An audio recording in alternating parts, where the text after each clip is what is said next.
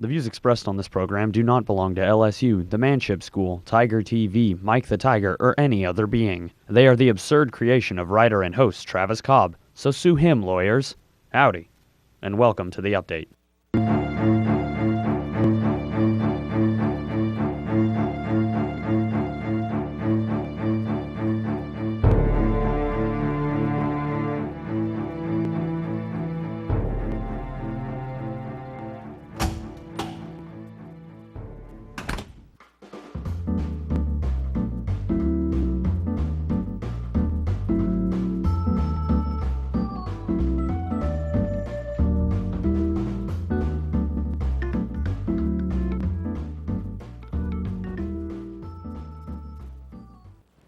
Hello and welcome to the update. I'm your host, Travis Cobb. If you're ready to go update yourself, you found the right channel, and if you're not, please keep watching. I want all the views I can get.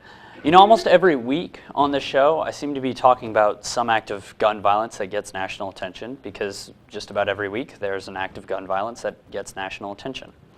Before I even start, I just want to say, for anyone who had to go through that traumatic experience at the LAX airport, and especially for the TSA worker who was killed and his family, my heart goes out to all of you. I'm starting the show with an early edition of Missing the Mark. For those who haven't heard the whole story, a lone gunman, Paul Shantia, walked into the Los Angeles International Airport with an assault rifle. Here's what happened next. He then approached TSA officer Gerardo Hernandez, who was standing there where those flowers are. This is a pre-screening area, and he shot him point blank multiple times in the chest. He then got on this escalator. The defendant is then alleged to have begun walking away from the wounded TSA officer, going up an escalator, and then coming back down that escalator to return and shoot the wounded officer again. In times like these, a lot of people ask the question, why would anyone do something like this? The first thought anyone has is, how could someone even think of doing something like this? What's the motive? It's usually one of the last things that gets figured out, but it's the first thing we as an audience want to know. But Sunday we had a better idea. We found a statement where he made a conscious decision to kill multiple TSA employees. He addressed them at one point in the letter and stated that he wanted to, quote, instill fear into their traitorous minds. I think mental illness, once again, kind of like the Navy Yard shooter that we saw. The suicide note that I read talks a lot about killing TSA agents. And he said, if I just kill one, my mission is accomplished. And unfortunately, he did do that the other day. And the other thing he wanted to talk about was how easy it is to bring a gun into an airport and do something just like he did. There's a lot of people that have mental issues in this country, but not every single one of them takes it out in a murderous fashion on civilians. To blame mental illness as the main culprit, to even pin this crime on any entity but Scientia, is off base. The real questions that could help prevent future events like this have more to do with airport security. In this era of heightened security, how can we still have these problems in some of our most publicly filled areas? Obviously, this gives us great concern, and so we will look at what our policies are, but it's all done in cooperation with each airport police agency and how we go about providing for the best possible security. Let's hope that as the airports begin to fill up for the holiday season, we can have a greater sense of safety. As people begin to visit their loved ones for Thanksgiving and Christmas, the stresses of air travel don't need any help from threats of lone wolf gun attacks, because one family has already lost too much. He was a wonderful husband, father, brother, son, and friend. Gerardo would have been 40 next week. I am truly devastated. We are all heartbroken and will miss him dearly. Whether you want to argue gun control, mental illness, or any cause, just remember, you're not speaking in hypotheticals. Because violence like this is becoming more common, and it has real effects on people. When the first question is, what's the cause? You're looking past what disastrous effects take place, and you're missing the mark. Up next, a beloved satirical news host is removed from the air. Maybe if more viewers appeared, I could become beloved enough to have a government take me down. Tell your friends. Stay with us. The mystery continues on why Bassem Youssef's wildly popular satirical show was pulled at the last minute before it aired. Welcome back to the update. Yes, I am still on the air. Crazy how that happens. What you just heard was an update on Bassem Youssef, an Egyptian late-night satirical host, being pulled from the air. It wasn't bad ratings, though, as we've seen from this show. Bad ratings aren't enough to get people fired. Okay, come on, guys. That one just hurts. If it wasn't ratings, what could possibly keep someone so funny and so well-liked by viewers off the air? Those who attended the taping say he skewered the station that airs his program for having double standards, and that's the reason why. Others believe that it's his criticism of the supporters of the military. But despite the reason, this is a huge blow for freedom of speech in Egypt. Ah, I see what happened. You talk a little bit too much about the big bosses at your station, or the station's big bosses, the military, and all of a sudden, like magic, your show vanishes. Youssef has been called Egypt's Jon Stewart. I've been called that guy who probably saw a taping of Stewart. Okay, no, this hashtag is just getting rude, people. But look, if you want to keep your job, Youssef, you have to play ball. That's how capitalism works. You listen to exactly what the powers that be say, don't question it, and then profit heavily by making half-hearted jokes at the governor, military, or whoever's in charge of Egypt. If you've seen a news or sports program at Tiger TV, you may notice there isn't a giant television behind the anchors. At the update, I cover the Manship logo and have a killer disclaimer, so the station and school are not condoning anything I say, but can promote me for people to watch our programming. But no matter what, you never criticize the station you work for, because I really like this job. It's got great hours. No dental yet, but our union is working on that. But since campus television isn't exactly the same struggle as events in Egypt, why do you feel the need to press so hard against the military or your station?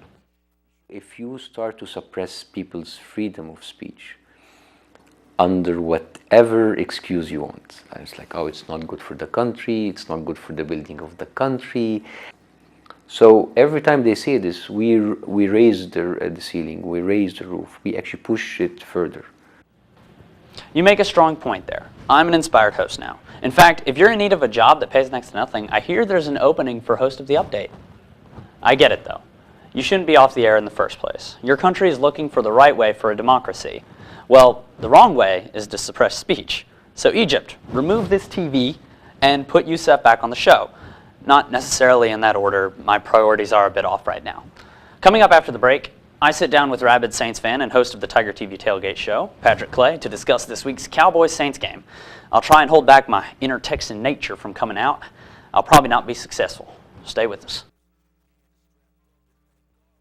Welcome back to the update. We have here Patrick Clay, now host of the Tiger TV Tailgate Show. And as you can see, Saints fan, Cowboys fan, there's a nice big game this weekend. But first, you have a little bit of beef with last week's show. Yeah, Travis, you went on and listed all the other shows at Tiger TV, but you didn't mention the one that probably brings in the most funding. Oh, well, all right, let's take a look at me being an idiot.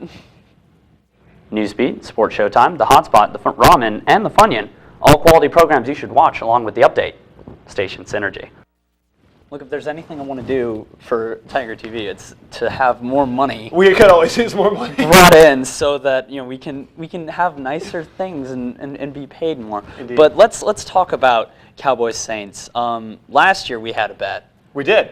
Well, the bet that happened last year when Saints and Cowboys played, neither team was really doing well. The Saints were without Sean Payton, but we bet, since we used to live together last year, that if the Saints won, that we would have to put up a Super Bowl champions poster in Travis's room. And if the Cowboys won, he would be allowed to put up his massive Texas State flag in the living room. That's true. And the final result was that the Saints won. Yeah. Poster's still up today. I remember that. Poster's up. Posters I've moved out, up. but the poster hasn't, and it's great. The poster's up till my lease is up. But this year, Yep. we decided to do something. We both now have our own shows. If you haven't watched Patrick's show, it's Thursdays.